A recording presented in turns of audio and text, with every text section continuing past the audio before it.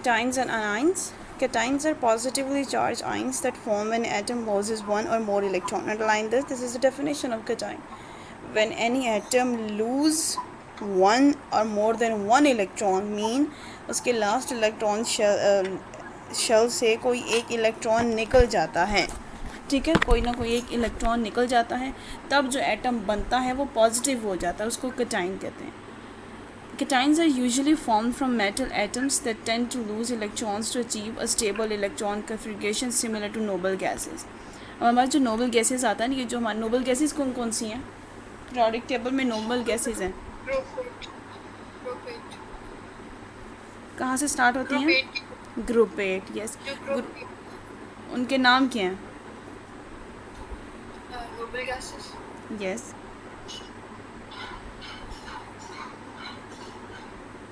मतलब उनके जो एलिमेंट्स, हाँ, एलिमेंट्स के नाम क्या हैं? हीलियम है, नियॉन है, आर्गॉन. ठीक है, हाँ, यही वाले helium, neon, argon, krypton, xenon, radon and ये सारे आपके पास क्या आते हैं? Noble gases.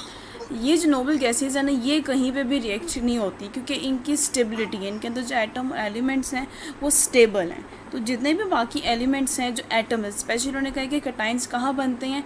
ऐसे एटम पे जिनके पास एक्सेसिव इलेक्ट्रॉन्स हैं, यहाँ पे वो अनस्टेबल अपनी स्टेबिलिटी में होते हैं, उन्होंने अपनी स्टेबिलिटी में जाना होता है, तो they tend to lose electron to become stable from there unstable state. Okay. When an atom loses one or more electrons, it forms cation. The resulting cation has the electronic configuration of noble gas. जैसे वो cation बनता है तो वो noble gas बन जाता है क्योंकि उसकी स्टेबिलिटी आ जाती है उसके अंदर. Neutral atoms have equal number of protons and electrons. हमें पता है कि न्यूट्रल जो भी होता है उसका प्रोटॉन और इलेक्ट्रॉन नंबर एक ही होता है. When an atom loses one or more electron, the number of proton becomes greater than electron. जब प्रोटॉन और इलेक्ट्रॉन इक्वल होंगे तो वो एक न्यूट्रल एटम होगा. जब इलेक्ट्रॉन रिलीज़ होंगे, लूज़ होगा, तो न्यूट्रॉन के साइज़ में डिफरेंट आएगा क्योंकि प्रोटॉन वही है, न्यूट्रॉन कम हो गया. As a result atom acquires positive charge. इसकी वजह से प्रोटॉन ज़्यादा है, न्यूट्रॉन कम हो गया. तो ज़्यादा कौन है? प्रोटॉन. प्रोटॉन का चार्ज कौन सा है? पॉजिटिव. जिस चीज़ की क्वांटिटी ज़्यादा होगी वही डोमिनेंट होगा, तो डोमिनेंट यहाँ पे कौन हो जाता है? प्रोटॉन. एग्जाम्पल 3.1 में देखें, describing the formation of cation. अब फॉर्मेशन ऑफ कैटाइन कैसे होती है? अब ये बैलेंस इस तरीके से केमिकल रिएक्ट करते हैं आपस में कि जिसको इलेक्ट्रॉन एक्सेसिव होते हैं, अगर उसने किसी और को देने होते हैं जिसको ज़रूरत होती है तो अपने आप से वो इलेक्ट्रॉन निकाल के उसको दे देता है. और जो अपनी चीज़ किसी से शेयर करता है वो पॉजिटिव, और जो चीज़ किसी से लेता है वो नेगेटिव हो जाता है. प्रॉब्लम सॉल्विंग स्ट्रेटजी आपके पास है कि describe the formation of sodium and magnesium cation. कि सोडियम और मैग्नीशियम पॉजिटिव कैसे बनते हैं? अब देखने कि sodium belongs to group 1A on the periodic table. It has only one electron in the valence shell. Sodium atom loses its valence electron and is left with an octet. अब sodium के पास कितने atoms हैं? Electrons हैं 1 2 3 4 5 6 7 8 9 10 11 है उसके पास. और उसके लास्ट शेल पे कितने हैं? एक ही है. और वो उसी एक, क्योंकि एक कहीं पे भी शेल में ना एक एटम का रहना, स्टे करना बड़ा मुश्किल होता है, तो वो एक अपना जो सोडियम है वो एक रिलीज़ कर देता है, लॉस कर देता है. तो फिर वो किसके हमारे पास चला जाता है? ऑक्टेट बन जाता है. क्यों? क्योंकि उसके पास 1 2 3 4 5 6 7 8 रह जाते हैं उसके पास, तो वो ऑक्टेट बन जाता है. Represent this by the drawing a complete electronic configuration or using an electron dot structure. अब ये सोडियम को बताया. सोडियम का फॉर्मेशन देखें, ये आपको पता है ना, 1s 2s 2p 3s. ये क्या होता है? Electronic configuration. इसकी ये अरेंजमेंट कैसे है? 1s 2s, s और p क्या रिप्रेजेंट करते हैं?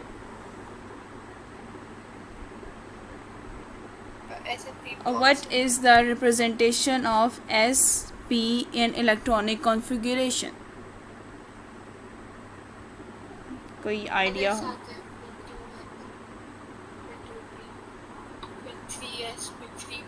ठीक है. हाँ, ये आपको क्या बताते हैं? एनर्जी लेवल्स के बारे में बताते हैं. ठीक है. 1s 2s 2p 3s 3p are the electronic orbitals energy levels, इसको यहीं पे मेंशन करते हैं। इसी के नीचे बॉक्स पे लिखिए कि 1s 2s 2p क्या रिप्रेजेंट करते हैं, इलेक्ट्रॉनिक ऑर्बिटल्स एनर्जी लेवल्स को रिप्रेजेंट करते हैं। सबसे पहले आपके पास आता है 1s, पहला शेल। जैसे ही न्यूक्लियस के बाद जो पहला शेल शुरू होता है उसमें हमेशा कितने इलेक्ट्रॉन्स होते हैं, 2, मतलब इसकी उसमें 1s2 लिखा हुआ है ना। फिर उसके बाद अगले वाले शेल में 2s2, फिर उससे अगले वाले शेल में 2p2। अब दोनों 2 लिखा हुआ है ना, sp, तो 6 7 8 इनको कलेक्टिवली एक ही शेल में 8 की तरह लिख लिया जाता है। फिर 3s1, फिर लास्ट वाले में 1 है। अब आप देखें कि सबसे पहले सोडियम के 2 हैं, फिर सोडियम के कितने हैं, 6 7 8 हैं। ओके, 2s 2p दोनों एक ही एनर्जी, 2 लिखा हुआ है ना, वो एक एनर्जी लेवल को उन्होंने कलेक्टिवली लिख लिया। और लास्ट में 3s वाले को उन्होंने 1 मेंशन कर दिया। अब वहाँ पे क्या हुआ है कि वो देखें सारे, अब उनके ऊपर कोई साइन नहीं है, अब वो Na लिखा हुआ था, अब वहाँ पे एक इलेक्ट्रॉन उन्होंने दे दिया, माइनस इलेक्ट्रॉन अपनी तरफ से उन्होंने खारिज किया, तो उन्होंने इसका माइनस का निशान लगाया। तो सोडियम पॉजिटिव हो गया, 1s2 2s2 2p6 3s1 ख़त्म हो गया क्योंकि उसके अंदर से एक इलेक्ट्रॉन निकल गया। तो सोडियम क्या हो गया, कैटाइन बन गया, पॉजिटिव बन गया।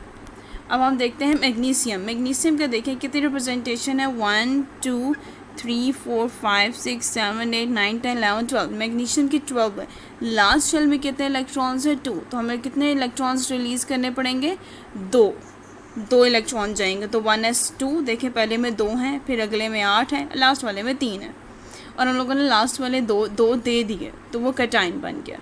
तो जो भी एटम अपने अंदर से इलेक्ट्रॉन लूज़ करेगा तो वो तो क्या अचीव करेगा, नोबल गैस की कॉन्फ़िगरेशन अचीव करेगा और वो कैटाइन बनेगा। तो कैटाइन की फॉर्मेशन ऐसी होती है, चाहे 1 2 3 जितने भी आप एटम इलेक्ट्रॉन लूज़ करें एटम से, वो एटम क्या बन जाता है, कैटाइन। ये असेसमेंट हम लोग एक्सरसाइज के साथ करेंगे। कैटाइन की समझ आ गई। अब अनाइंस की तरफ चलते हैं। Anions are negatively charged ions that form when an atom gains 1 or more electron। अब जो एटम हमने लूज़ किया है वो कहीं ना कहीं हवा में तो नहीं तैरेगा, उसको कोई ना कोई पिक करेगा, तो उसको जो पिक करता है वो नेगेटिव हो जाता है, बेशक वो पॉजिटिव होगा वो नेगेटिव हो जाएगा। This process usually occurs when an atom has a relative high electron infinity. अब ये चीज़ क्यों होती है, क्योंकि एटम इलेक्ट्रॉन के अंदर, ये पता होना चाहिए आपको, इलेक्ट्रॉन नेगेटिव चार्ज होता है, ठीक है। इलेक्ट्रॉन कौन सा चार्ज रखता है, नेगेटिव चार्ज। तो सर से बात, जिसके पास जाएगा तो वहाँ पे इलेक्ट्रॉन की अमाउंट वो ज़्यादा करेगा, तो डोमिनेट क्या हो जाएगा, नेगेटिव वाली पावर, तो वो पूरा एटम आपके पास क्या हो जाएगा, नेगेटिव हो जाएगा। Meaning that it can be easily attract and capture more electrons to achieve a stable electron configuration. Similar to noble gases ने भी नोबल गैसेस वाली कन्फिगरेशन अचीव करनी होती है, नेगेटिव बन के भी। व्हेन एन एटम गेन्स 1 और मोर electrons the number of electrons become greater than protons, so it acquires negative charge, ठीक है। ये दोनों बहुत इंपॉर्टेंट है, इन दोनों के ये दोनों पैराग्राफ यहीं से याद करने कोई मुश्किल नहीं, दोनों का डिफरेंस आता होता है एग्जाम्पल के साथ। आपको ऊपर एग्जाम्पल जो दी गई है वो आपके अनाइंस की दी गई है, अब नीचे कैटाइंस की दी गई है, नीचे अनाइंस की एग्जाम्पल है। ओके, एग्जाम्पल के साथ एज अ लॉन्ग और शॉर्ट ये क्वेश्चन तैयार करना है, विच इज़ वेरी इंपॉर्टेंट। अब देखिएगा कि सबसे पहले हमारे पास है, हम उसी की बात करते हैं, ऑक्सीजन और फ्लोरीन की बात करते हैं। ऑक्सीजन का एटॉमिक नंबर 8 है, इसका एटॉमिक नंबर 9 है। Write electronic configuration on a dot structure, find the number of electron needed to acquire 8 electron configuration, represent addition of electrons, formation of anion by oxygen atom. Atom को किस तरीके से, atom के अंदर कितने electron उन्होंने बताएं, 8 बताएं, उसको रिप्रेजेंट कैसे करना है, 1s2 2s2 2p4। 1s में पहले हमेशा 2 लिखे जाते हैं और 2s वाले में भी 2 मेंशन किए जाते हैं, फिर 2 में आप जितने मर्जी मेंशन कर दे ताकि वो इक्वली एक शेल में डिवाइड हो सकें। अब यहाँ पे 4 5 6 आए हुए हैं और लास्ट में 2e माइनस लिखा हुआ है। वो 2e माइनस क्या है,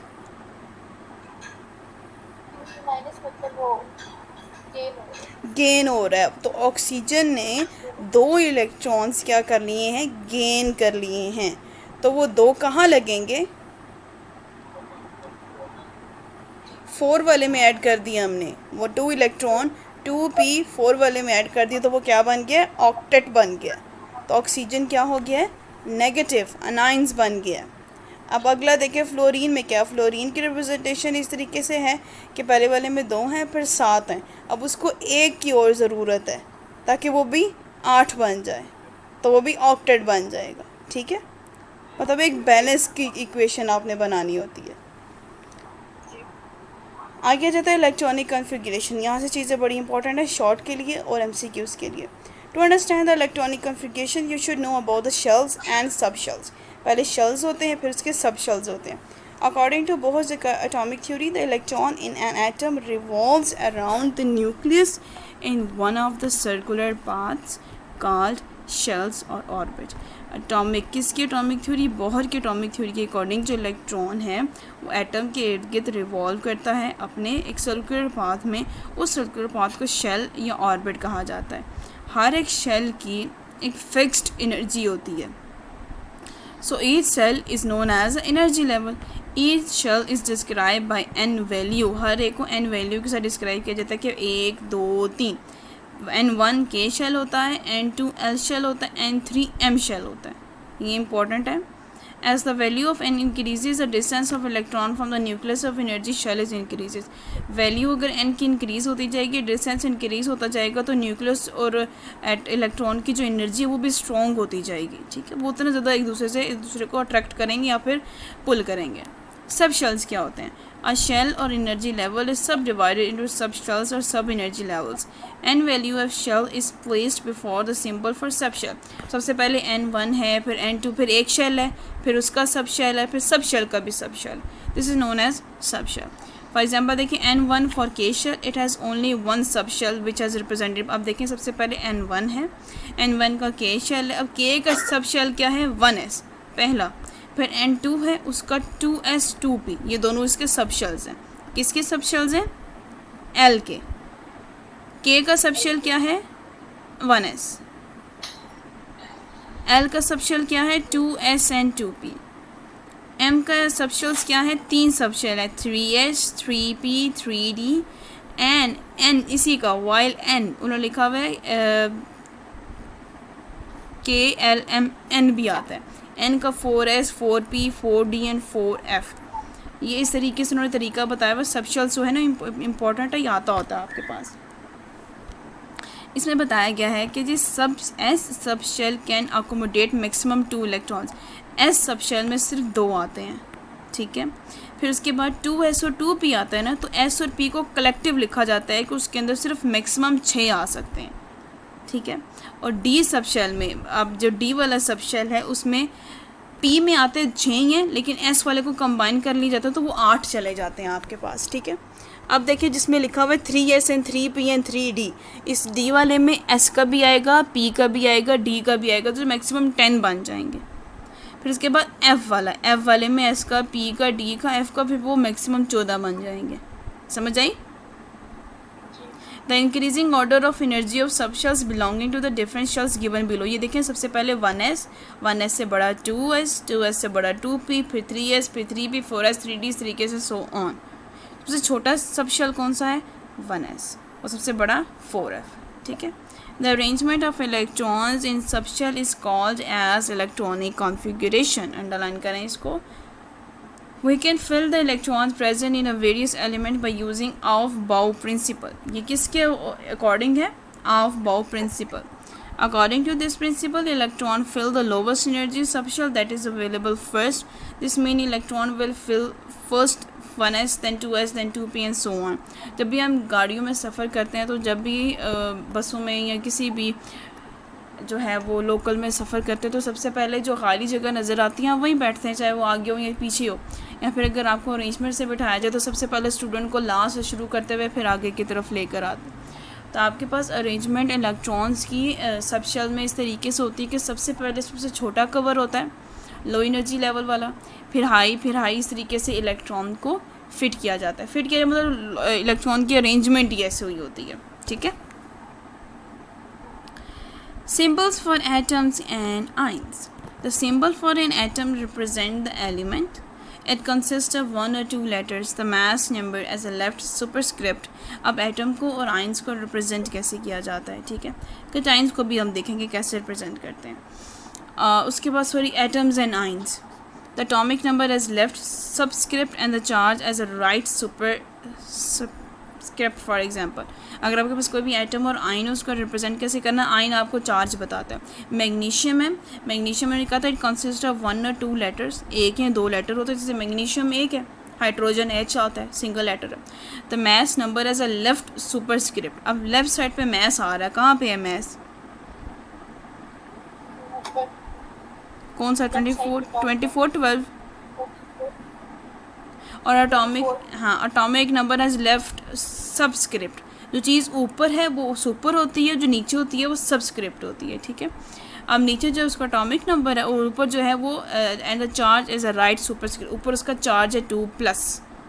इसका मतलब उसने 2 इलेक्ट्रॉन क्या कर दिए हैं, लॉस किए हैं, तो इसकी वजह से पॉजिटिव हो गया, ठीक है। This number is often omitted and this diagram show symbol for the magnesium which stand for the magnesium. The number to be upper left of the symbol is the mass number which is 24 and the number to the upper right of symbol is the charge which is positive 2 and the number to the lower left of the symbol is atomic number which is 12. Okay, now we have to look the key points.